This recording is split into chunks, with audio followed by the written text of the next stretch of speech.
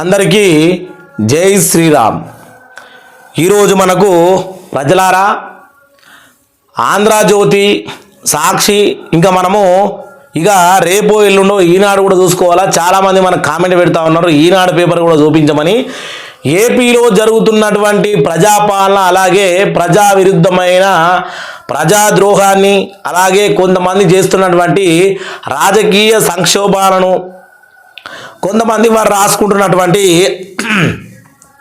పత్రికలంటే ఇంతకుముందు ప్రజల కోసం ఉంటుండే, ప్రజల సమస్యలను ఎత్తి చూపిస్తుండే అని అందరికీ తెలుసు.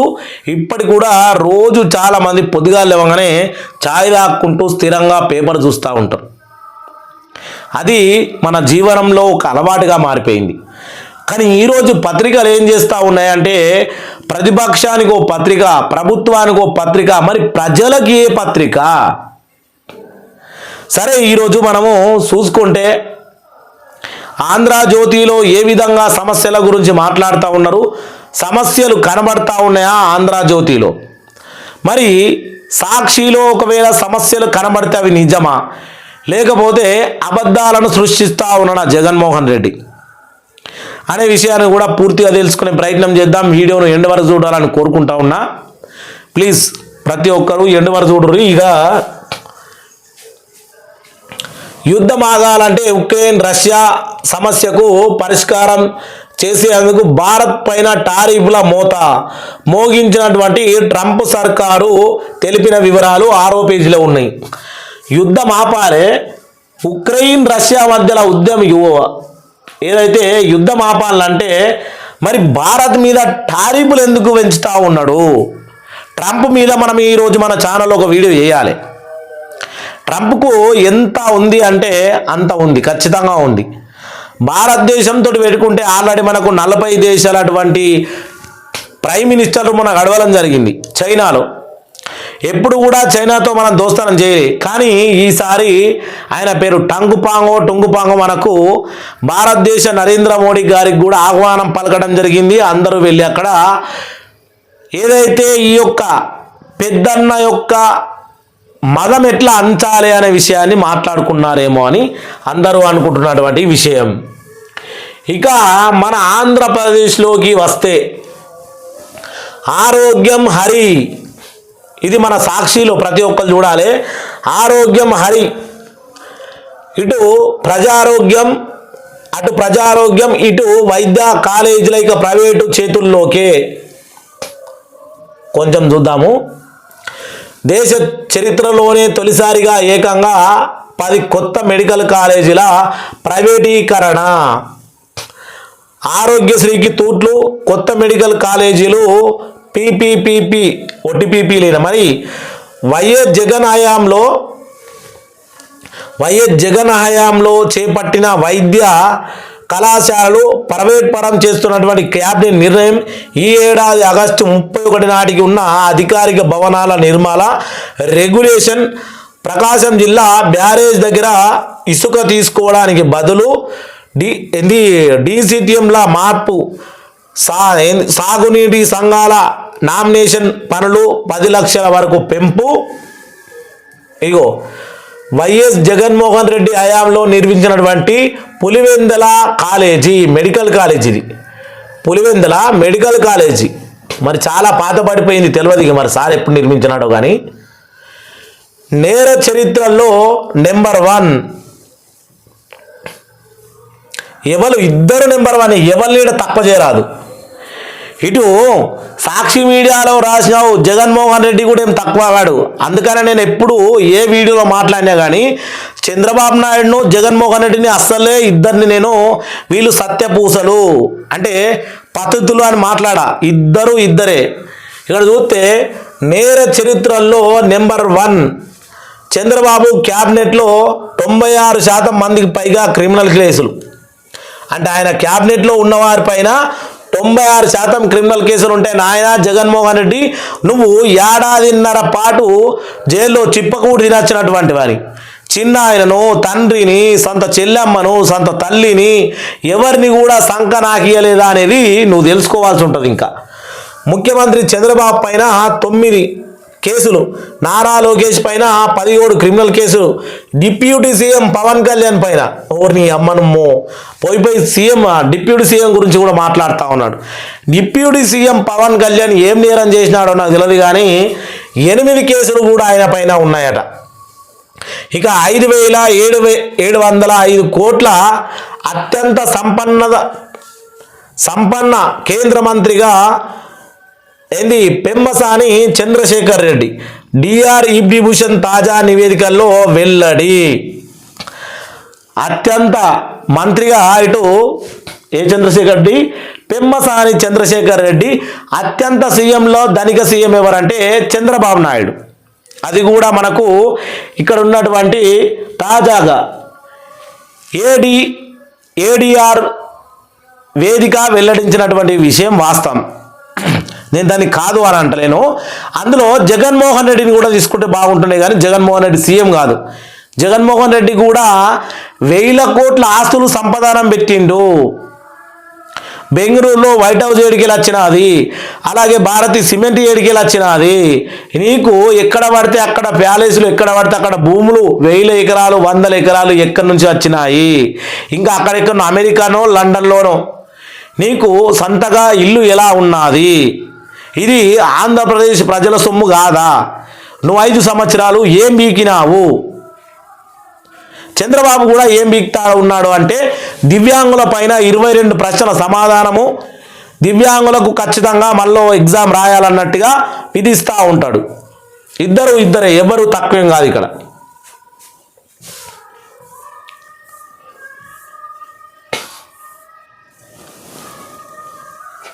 తురకపాలెంలో కనుక కరువు, మొద్దు నిద్రతో సర్కారు దురువు. దీని గురించి మనం కొంచెం సూక్ష్మంగా చూడాల్సి ఉంటుంది. వరికి ఉరే లక్ష్యం తలారీల ప్రభుత్వం యూరియాకు కుతంత్రం, వరి సాగు వద్దంటున్న సీఎం చంద్రబాబు పదే ప్రకటనలు. అయినా వరి సాగు లేకపోతే నువ్వు బాస్మతి రైస్ తోటి అన్నం ఎట్లా తింటావు చంద్రబాబు నాయుడు?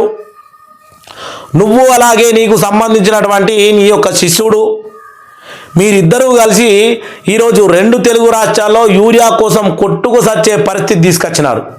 అక్కడ తెలంగాణలో కానీ ఇక్కడ ఆంధ్రలో కానీ వరి సాగు వద్దంటున్నావు. సరే చూద్దాం దాని గురించి.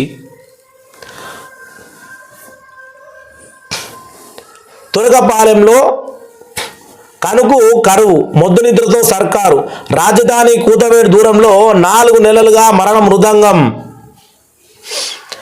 ఏకంగా 45 మంది మృత్యువాత పడినగా చోద్యం చూస్తున్న ప్రభుత్వం. మీడియాలో వార్తలు వచ్చినా మెడికల్ క్యాంపుల పేరిట హడావిడి, ఆచితూచిక వ్యాధితో పెద్ద సంఖ్యలో ప్రజలు సమతనం జ్వరం వచ్చినా తగ్గక అకస్మాత్తుగా ఆరోగ్యం నీక్షించి వాళ్ళు చనిపోవడం జరుగుతూ ఉన్నది. ఇక్కడ ఎగ్జాంపుల్గా 2 ఫోటోలు కూడా ఇచ్చినారు. ఇంత జరిగిన గుండెకేడు నీళ్ళివ్వరా? మరి ప్రభుత్వం ఎందుకు ఇంతటి దౌర్బల్యాన్ని సృష్టిస్తూ ఉన్నదో కూడా అర్థం కావట్లేదు. ఆ ఊరు గురించి, అక్కడ ఉన్నటువంటి దాని గురించి ఇప్పటికే ఎన్నోసార్లు వచ్చినప్పటికీ ఎందుకు పట్టించుకుంటలేదు? 45 మంది మృత్యువాత పట్టినారు అంటే అర్థం చేసుకోవాలి. విశాఖ ఉక్కు పరిశ్రమ పరిరక్షణ సదస్సులో పాల్గొన్న వివిధ రాజకీయ పార్టీ ప్రజా సంఘాల నేతలు. విశాఖ ఉక్కును కాపాడుకునే బాధ్యత చంద్రబాబుదే.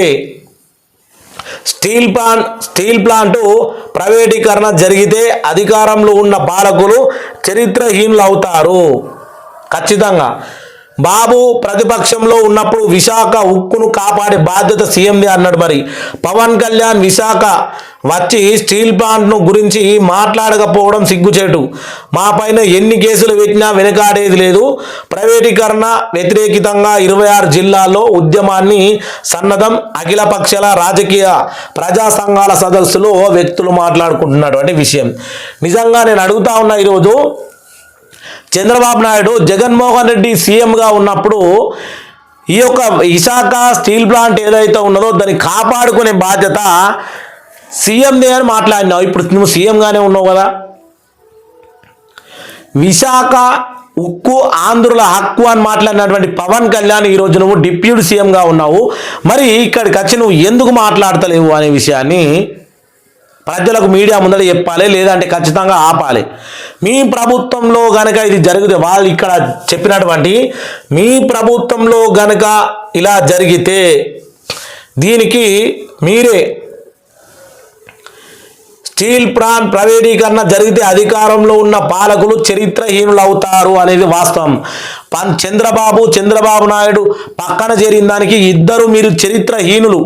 రాబోయే రోజుల్లో ఆంధ్రప్రదేశ్ ప్రజలు మీ గురించి చరిత్రహీనంగా మాట్లాడుకుంటారు అనేది అక్షర సత్యం. అది భారత్ సింగపూర్ మధ్య సుదృఢ బంధం. ప్రధాని మోడీ సింగపూర్లో ప్రధాని లారెన్స్ భేటీ. మనకు అన్ని దేశాలతోటి సత్సంధాలు కలుపుతున్నటువంటి మోడీ గారికి ధన్యవాదాలు.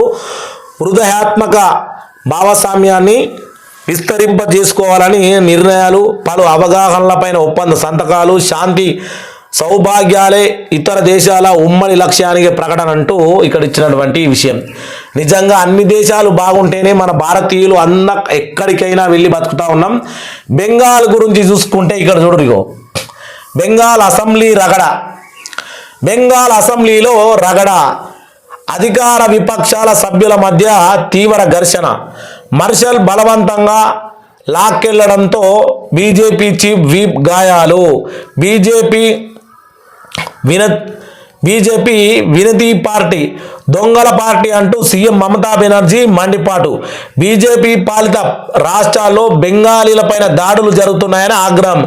మమతా బెనర్జీ, నువ్వు బీజేపీ నేతలు ఉన్న తాడ బెంగాలీలపైన దాడులు జరుగుతూ ఉన్నాయని మాట్లాడుతూ ఉన్నావు. ఈరోజు నువ్వు ఒక స్త్రీవి కాబట్టి భారతదేశపు సాంప్రదాయం ప్రకారం స్త్రీకి మర్యాద ఇవ్వడం మన యొక్క సధర్మం.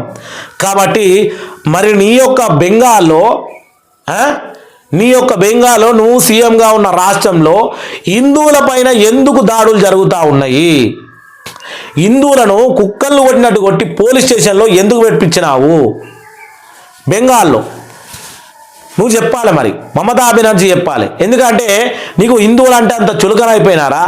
స్వతంత్ర భారతదేశంలోనే నువ్వు ఒక పౌరురాలుగా సీఎంగా ఉండి కూడా రాబోయే రోజుల్లో నీ సీఎం పదవి కుర్చీని కూడా లాగేసి ఇదే బీజేపీ పార్టీ అక్కడ కూడా ఖచ్చితంగా పీఠం వధిస్తుంది, ఖచ్చితంగా హిందూ ధర్మమే గెలుస్తుంది.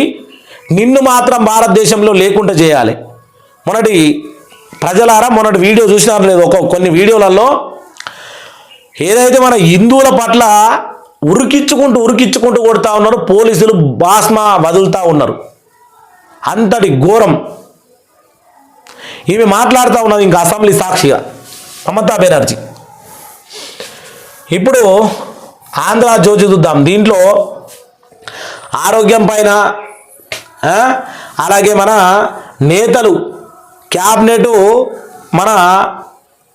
క్యాబినెట్లో ఉన్నటువంటి దేవతల పైన ఎన్ని క్రిమినల్ కేసులు ఉన్నాయో మనం చూసినాము. అట్లనే మనం ఒకసారి చూద్దాం. ఇక్కడ కొన్ని సంఘటనలు చూస్తూ ఉంటే చాలా బాధాకరమైన విషయాలు కూడా ఉన్నాయి. కానీ సరే, 3 పిల్లలను చంపి తండ్రి ఆత్మహత్య. భార్య పైన కోపంతో 3 కన్నబిడ్డల పైన పెట్రోల్ పోసి కాల్చి చంపిన ఓ తండ్రి, ఆ పైన తాను కూడా పురుగుల మందు తాగి ఆత్మహత్య చేసుకున్నాడు. ప్రకాశం జిల్లా బోయిలాపల్లికి చెందినటువంటి గుప్తా వెంకటేశ్వర్లు తెలంగాణలోని పెద్దాపూర్ సమీపంలో ఈ దారుణానికి పాల్పడ్డాడు. ఆంధ్రాకి వెళ్ళి ఆయన పెద్దాపురం అనే సమీపంలో ఆయన పాల్పడ్డటువంటి విషయాన్ని కొన్ని మనం అనుకుంటా ఉన్నాం. హెడ్గా కనిపించేది ఏ పెద్దవి కావచ్చు, మూలకున్నవి చిన్నవి కావచ్చు అని, కానీ కావు, అన్నీ ఉంటాయి. పిల్లిలేని సోదరులకు ముందస్తు బెయిలు.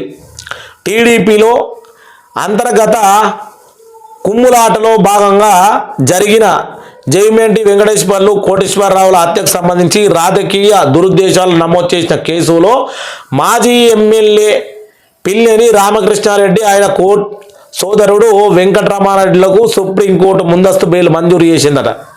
మరి నేరస్తులకు ముందస్తు బెయిల్ మంజూరు చేయకపోతే ఇంకేం చేస్తాం చెప్పు మనము. మన భారతదేశంలో ఉన్నటువంటి దౌర్బల్యమే అది.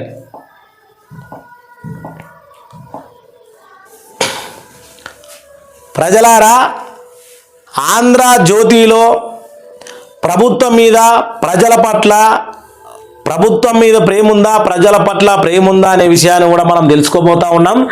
ఆంధ్రజ్యోతి ఈరోజు కన్న తండ్రే కాలయేముడు అయ్యేనో వీడిన ముగ్గురు చిన్నారుల దృశ్యం మిస్టర్. ఇప్పుడు మనం చూసినటువంటిది అదే. ఇక్కడ మనము ఇందులో చూసుకుంటే ఏదైతే తండ్రి వేరు ముగ్గురు ఆ చిన్నారుల ప్రాణాలు తీసి తెలంగాణ ప్రాంతంలో ఆయన ప్రకాశం జిల్లాకు చెందినటువంటి వ్యక్తి. ఓకే, దాన్ని చూసుకుంటే సీసాలో భూతం, మద్యం సొమ్ముతో చెవిరెడ్డి భూముల దంద, 6 కోట్లతో గూడూరులో 260 ఎకరాలు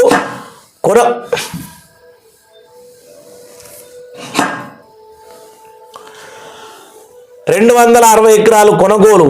ఆ వెంటనే అరబిద్దోహంతో 26 కోట్లకు విక్రమ్. ఆ డబ్బు తిరుపతి చుట్టూ భారీగా భూములు కొనుగోళ్లు. ఇక రోడ్లు, నిధులు, మౌలికలు, లేఅవుట్లు, ప్లాట్ల విక్రయాలతో 100 కోట్ల సొమ్ము సిట్ సోదాలో సంచలన వెలుగులోకి వచ్చినాయి. ఇక అమరావతి, ఇది మద్యం కేసులో చేసినటువంటి చెవిరెడ్డి లూటి.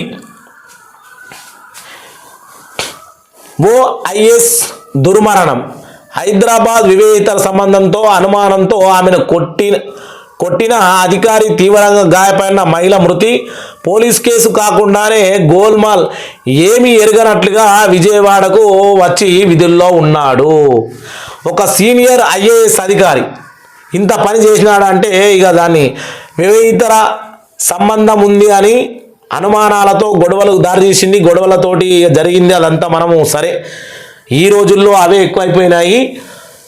కౌంట్ డౌన్, పెరిగేటివి తగ్గేటివి, జిఎస్టీ రేట్లు మారే 22వ తేదీ పైన అందరి దృష్టి. మనకు చాలా రేట్లు తగ్గబోతా ఉన్నాయి. ప్రజలారా, ఇది మనకు ఒక విషయంగా మంచి విషయమని అనుకోవచ్చు. టీవీలు, రిపేర్మెంట్లు, వాషింగ్ మిషన్ల పైన 1500 నుంచి తగ్గింపు ఉండే ఛాన్స్ ఉంది. 13% వరకు. ఐస్ క్రీమ్ల ధరలపైన, దివ్య చక్రాలపైన 25,000 వరకు. జీమ్స్లు, ఇంకా చాలా వీటిపైన చూసుకుంటే పన్ను తగ్గించే చాలా విషయాలు ఉన్నాయి. అందరికీ రాష్ట్ర మంత్రివర్గ సమావేశంలో సీఎం చంద్రబాబు, ఇక్కడ డిప్యూటీ సీఎం పవన్ కళ్యాణ్, మంత్రులు వీళ్ళు ఏం చేస్తూ ఉన్నారు? అంటే ఆరోగ్యమసత్తు అని మాట్లాడుతూ ఉన్నటువంటి విషయం ఆరోగ్యం గురించి. యూనివర్సల్ హెల్త్ పాలసీ క్యాబినెట్ ఆమోదం. ప్రతి కుటుంబానికి 25 లక్షల బీమా కవరేజ్. రాష్ట్రంలో 1.63 కోట్ల కుటుంబాలకు లబ్ధి. 3,257 చికిత్సలు ఉచితంగా పొందే అవకాశం. 2.50 లక్షల వరకు చెల్లించిన బీమా సంస్థలు. ప్రతి కుటుంబానికి 25 లక్షల కవరేజ్ అంటే మనకు ఆరోగ్యంలో ఎప్పుడైనా ప్రాబ్లం వచ్చినప్పుడు, ఏదైనా చేసినప్పుడు 25 లక్షల వరకు ప్రభుత్వమే భరించాలి. అది కవరేజ్ అంటారు కదా. మరి ఇంకా చూసుకుంటే రాష్ట్రంలో 10 కొత్త వైద్య కళాశాలలు పీపీ పద్ధతిలో ఏర్పాటు. అపోలో రిటైర్మెంట్ ఆమోదం, పెట్టుబడి ఆమోదంకు. ఇక్కడ చూసుకుంటే కడపలో 160 మెగావాట్ల సోలార్ కూడా ఇక్కడ ఇచ్చినటువంటి క్యాబినెట్ నిర్ణయము. ఫేకులపై ఉక్కుపాదం.